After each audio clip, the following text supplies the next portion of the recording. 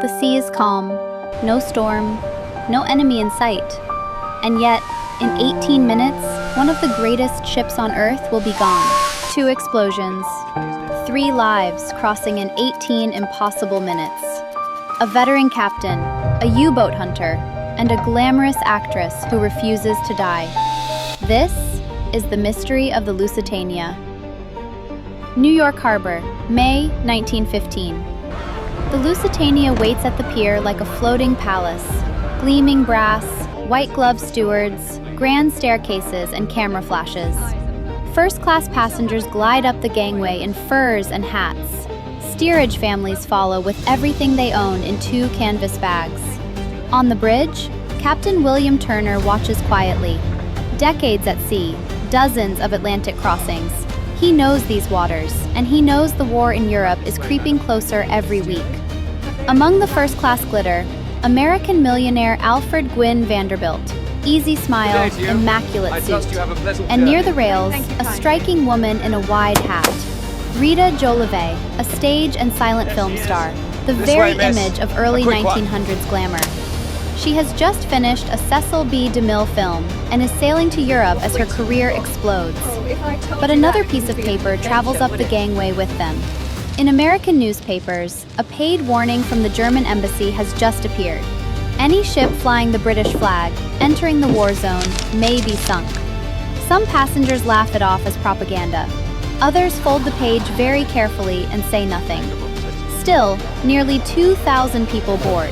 Businessmen, nannies, musicians, tourists, and over 100 Americans who trust that neutrality and the Lusitania's speed will protect them.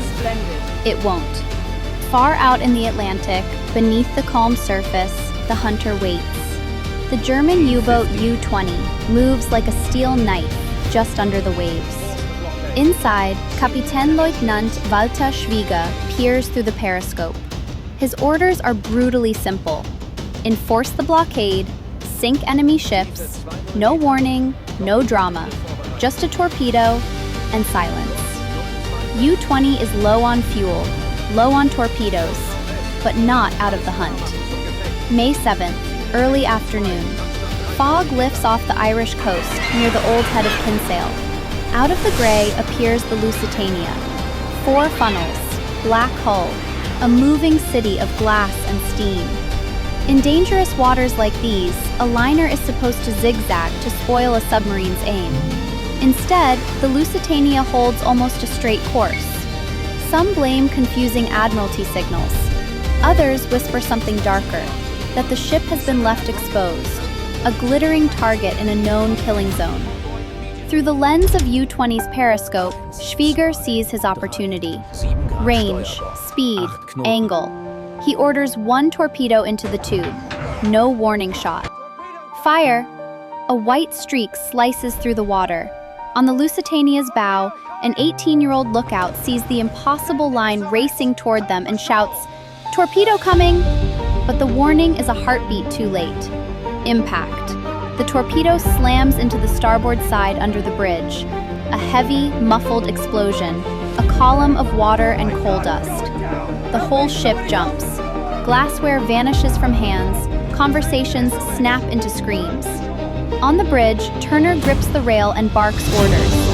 SOS, turn for shore, counterflood, anything that might keep her alive. And then the moment the mystery is born. A second explosion. Deeper, more violent, somewhere inside the heart of the ship. Survivors say the Lusitania shudders like a living thing shot twice. Lights flicker. She takes a savage list to starboard. In the control spaces, steam pressure collapses. The engines fail. Turner tries to steer toward the coast, but nothing responds. From that instant, the clock is running. 18 minutes. In the chaos, Vanderbilt is remembered for calm, steering women and children upward, stripping off his own life jacket and forcing it onto a young mother with a baby. He can't swim. He gives it away anyway. Actress Rita Jolivet, dazzling minutes before, now clings to companions on the slanting deck. Producer Charles Frohman reportedly murmurs, "Why fear death? It's the most beautiful adventure in life," before vanishing from her side. She will live and later reenact the sinking on film,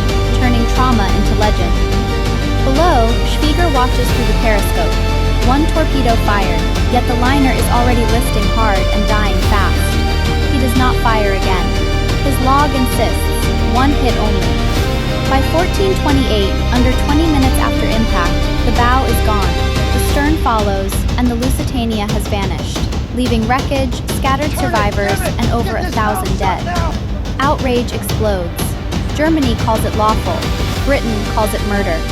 And one question hangs over the water. What truly caused the second explosion? Britain's official answer is simple. One torpedo, nothing more. The evidence is not.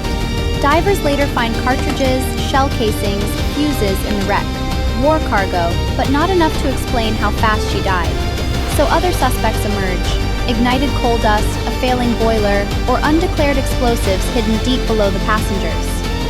Studies solve part of the riddle. Design flaws, open portholes, the size of the torpedo wound. But that brutal second blast lives in a fog of physics, missing files, and politics. Over everything looms the darkest idea, that the Lusitania was sent slow and underprotected through U-boat waters, her civilians effectively bait to pull America into the war. Risky orders exist, a signed confession does not. In 1917, the U.S. joins the fight. The ghost of the Lusitania sails behind speeches, posters, and films, some starring survivors like Rita Jolivet. Today, the wreck lies shattered off Ireland, rusting into the seabed, secrets locked in steel and silt. One torpedo, one unexplained second blast. A captain blamed, a hunter haunted, a glamorous survivor who lived to tell it. A single ship that helped change a war, and a mystery that still refuses to die.